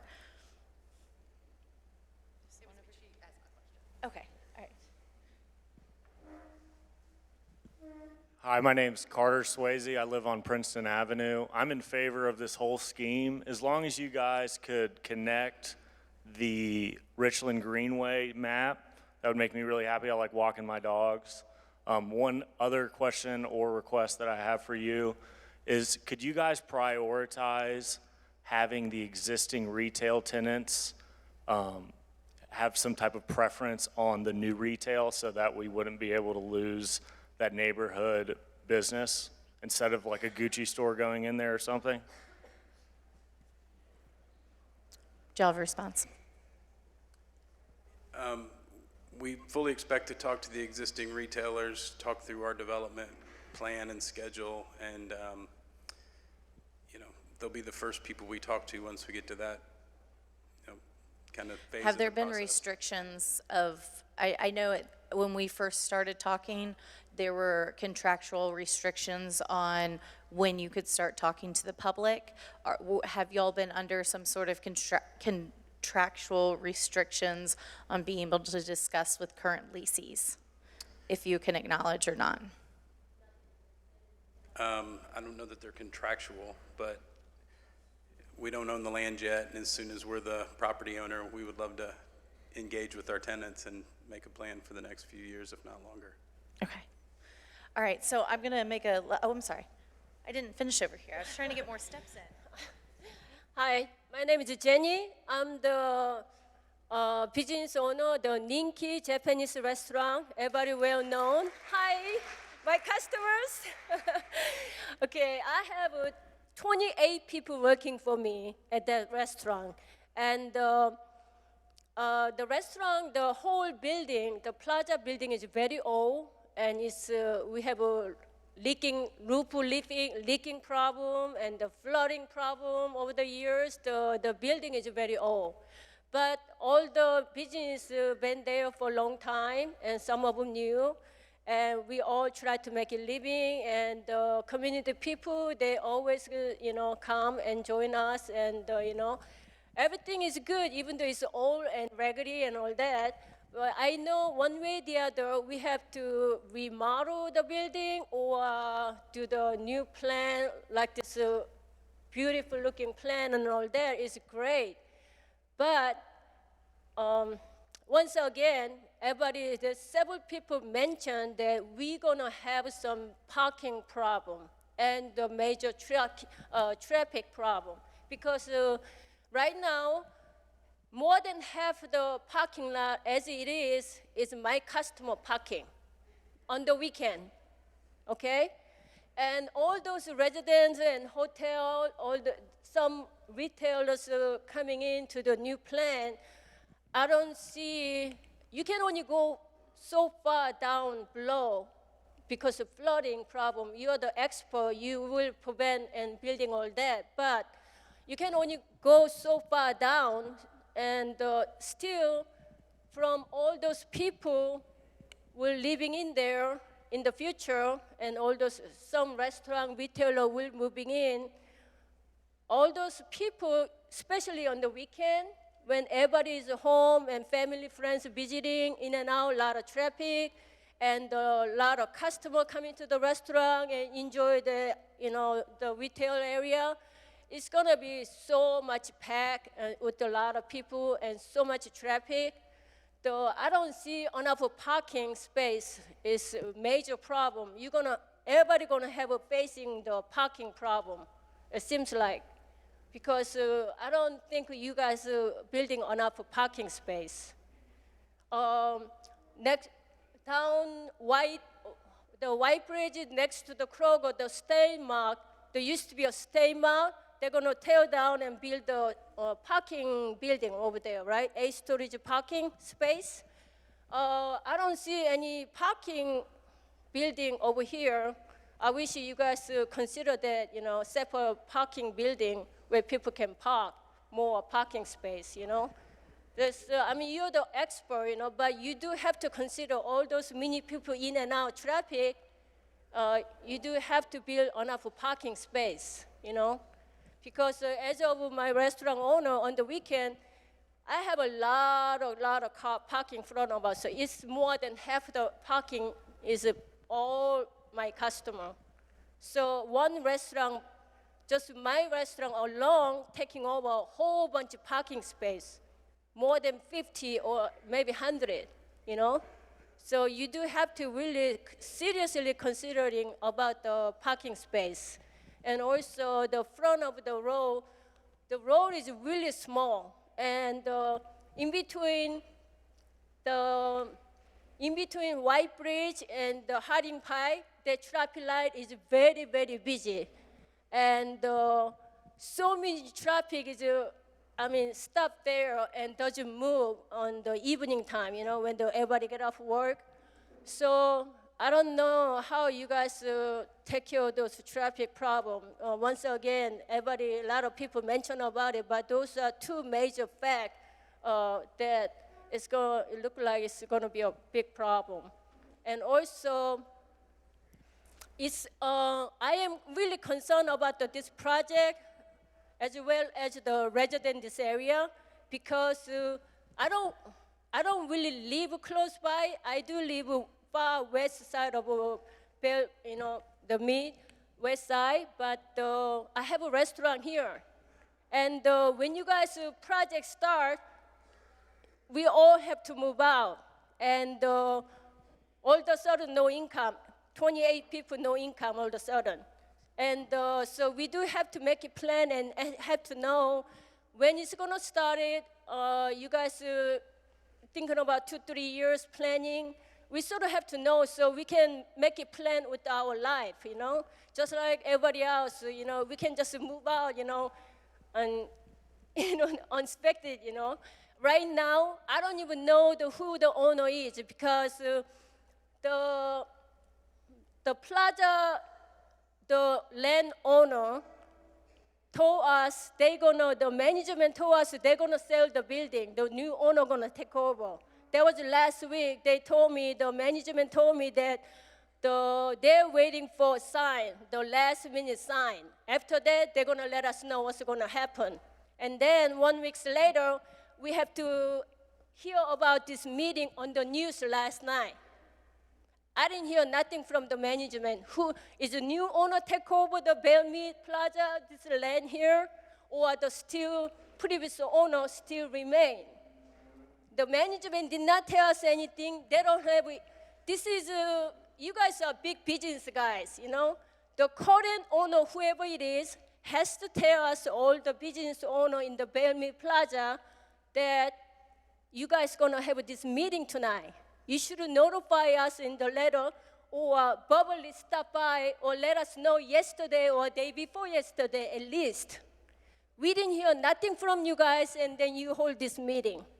This is outrageous from the people who are paying rent in the plaza building, I talked to a lot of owners over there, the manager, everybody they didn't know, except for the Hallmark retailer store. I think they knew about it, but the rest of the people, nobody knew about it. What's going on? This was the news we heard from yesterday on internet and the news. This is how we find out. We pay the rent every month. We stay there, So the management, current owner management team, they did not treat us right. They did not respect us. We pay rent. We make a living over here, A lot of people involved all this plaza business. And we have a right to know, just like all the residents too, But nobody notify us. We should know at least a couple of days before or a day before, this meeting was starting, Why we have to find out from the news yesterday, and I don't think that's fair. I'm speaking on behalf of other retailer owners, I don't know if they came here or not, but I'm speaking out about that because I'm very upset. So I think next meetings, let's make sure that we have on the mailing list the tenants at the place. That's why I asked the question. I believe that they were probably, this team was prevented in some ways from reaching out to y'all by previous owners. That happens a lot in development. And so that's where I did require them to do postcard mail outs, and then I've tried to email it out as much as possible and get it out through various channels. Please make sure that you've signed in so we've got your email address so you'll know of any other future meetings. And if you'll email me directly with some of your the other businesses, I'm happy to make sure that they're all on my list moving forward. So we are at 3 till 8. So I'm happy to do another lap around and get some more steps in. I think that the vast majority of people have left though. And so if y'all have a closing statement or anything that you want to add, no? Thank you for those of you who hung in here till the end, and for everybody that came and has left. I mean, it was a great crowd. We're encouraged and excited to work with the community on reaching a place that everybody would be happy to have in their community. Our website, I believe, is on the handouts as well, but it's BelleMeadePlazaRedevelopment.com. We'll continue to update public information there, videos from these community meetings, And again, January 21st will be our traffic work session with the traffic at 2 p.m. in this room. This room? Yeah, in this room. Both traffic engineers, like I said, that represent multiple projects in the area, as well as NDOT representative. And so I'll also get that out through my newsletter email, which I post on Nextdoor and Facebook and as many places like I can. And so please feel free to share that as well, because I have a list, but it's not that, I mean, it's 3,000 or 4,000 people, but still, please share it. So with that, I guess if you still have questions, maybe just come more towards the front. But really, I think we need to start wrapping up because it is 8 and we probably don't have this room all night. Oh, and yes, please, the comment cards, you can put a comment or put a question on there, and the team is dedicated to replying to those emails and those questions as well.